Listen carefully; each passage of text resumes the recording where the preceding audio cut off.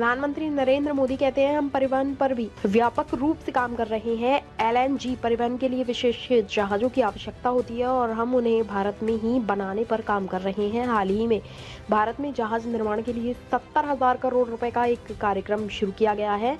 आज का भारत सुधारों की रफ्तार पर सवार है और हर क्षेत्र में तेजी से सुधार लागू कर रहा है।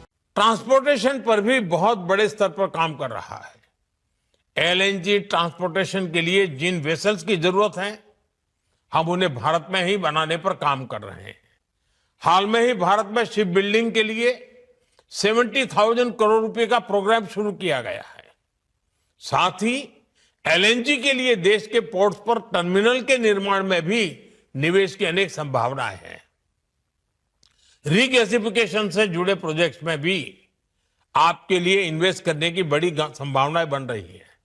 साथियों, एलएनजी के ट्रांसपोर्टेशन के लिए भारत में बहुत बड़ी पाइपलाइन की भी जरूरत है।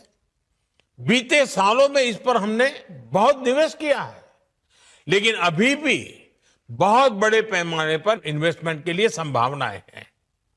आज भारत के कई शहरों में सिटी गैस डिस्ट्रीब्यूशन का नेटवर्क पहुंच चुका है और हम तेजी से अन्य शहरों में भी इससे जोड़ रहे हैं।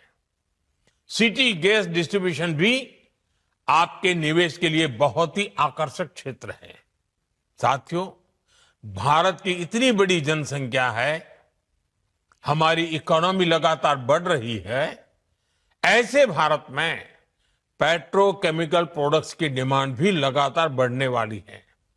इसलिए हमें बहुत बड़े एनर्जी इंफ्रास्ट्रक्चर की आवश्यकता होगी और इसमें भी आपका इन्वेस्टमेंट आपको बहुत ग्रोथ देगा। इन सब के अलावा भारत में डाउनस्ट्रीम एक्टिविटीज में भी आपके लिए इन्वेस्टमेंट के बहुत मौके हैं।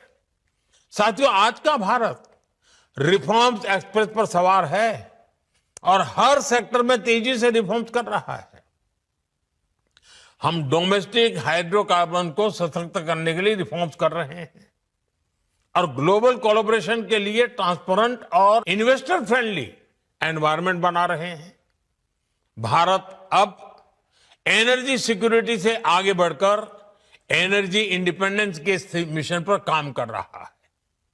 भारत एक ऐसा एनर्जी सेक्टर इकोसिस्टम डेवलप कर रहा है जो भारत की लोकल डिमांड को पूरा कर सके और एफोर्डेबल रिफाइनिंग और ट्रांसपोर्टेशन सॉल्यूशन से दुनिया के लिए एक्सपोर्ट भी बहुत ही कॉम्पिटिटिव हो।